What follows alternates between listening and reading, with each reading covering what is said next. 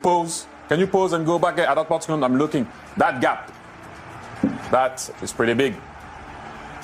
To here. So I know now that that ball needs to come to me. I don't want to go too far and get the ball and have the right back coming to me and try to smash me. You just want to stay as high as possible and let the ball come to you. So when Gilles Grimaldi receives that ball, I go behind and in front straight away. And at that particular moment, if you press pause here, he can't see the ball. There's no way he can see the ball. He's trying to.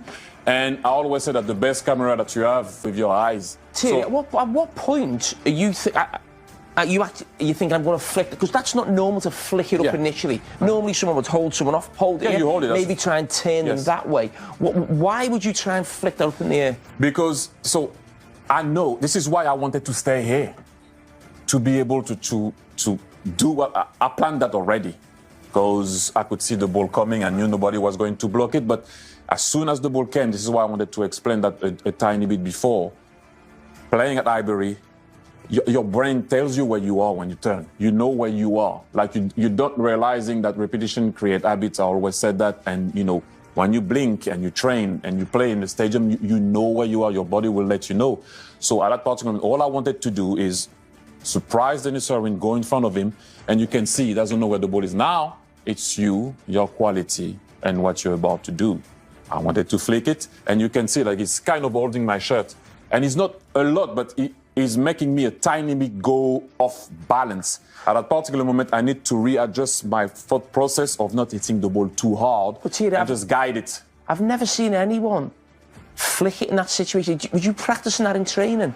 Yeah, I used to, and I knew Fabien is always off his line. He's always a bit more like as any goalkeeper, by the way. But hey, this is when the ball comes. I'm going to say, hey, you see a little look I have. I know where he is. So now, when the ball comes, you see a little look. Yeah. So I know he's in behind. I can look. I know Fabien where he is, and at that part, are you looking at the goalkeeper there, or where Denis Irwin is? No. I'm looking at everything because you don't need to you don't need to turn and see everything. That's enough. I can see the whole room. I don't need to go there. I can see the whole room. And like I said, I know where the goal is at Highbury, especially. If it was a new stadium, maybe I don't try that. But I was comfortable. My mind knew where I was, if you know what I mean. And repetition creates habit. And so many times I used to do stuff like that in training or in the game. And, you know, sometimes the ball arrived at the lane, Tottenham Stadium, because I didn't hit the target. But on this occasion, you can see he doesn't know what's happening. He cannot see. So when you go in front, movement, surprise, flick, and at that moment, I'm a bit unbalanced, as you're going to see here, because he's kind of holding me at the back. I know it's not enough. People will say, no, that's not a lot, but he's making me go that way.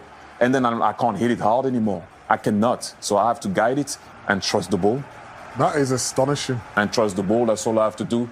But again, there was a thought process behind it. You got to think it. I always said that. And, you know, I was recently talking to actually Malik, your lovely husband.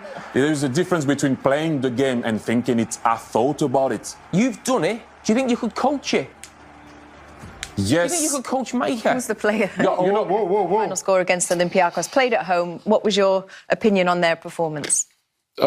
Actually, less because she likes. She called it. She said 2-0. Guest of the show, friend of the show, Alessia Russo. Likes to call her Russo. Lexi.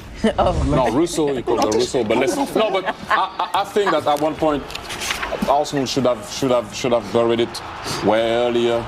They missed a lot of chances. They ended up battling with it at one point. We can see here Martinelli missing it. Odegaard, Norwegian for Swedish. Boom, boom. Cyborg way. Makes his way in, ball hits the post, Martinelli finally scores. And then it was a weird game from that point. Jamie, Arsenal could have made it 2 a couple of times, and then suddenly goal is allowed for Olympiacos. They battled a bit too much for my liking. But yeah, once again, you had players coming off the bench. Yeah, and this is the Raya save. Listen, I think he's a brilliant goal. This is one of the best pieces of business Arsenal have done. A real upgrade, that from Ramsdale. David Raya, for me, it's between him and Alisson in the Premier League, who's the best goalkeeper, and he's certainly one of the best goalkeepers in the world, and that's why they keep so many clean sheets. And Donnarumma as well. Oh, yeah. Yeah. He's doing that well. Luis Enrique got rid of him. Oh my gosh. Oh. Anyway, Saka, he had to get on the score sheet, didn't he? Little assist from Odegaard. Absolutely beautiful. You see that? Face him up, little touch, timing of the ball perfect, timing of the run. Another exquisite. player coming off the bench and scoring. A little bit lucky to go through the goalkeeper's legs, but they all count. You keep it low. Keep it low. Have a chance. You never. Hey, keep it low. You never know. So 3 points for Arsenal. One English team got the job done.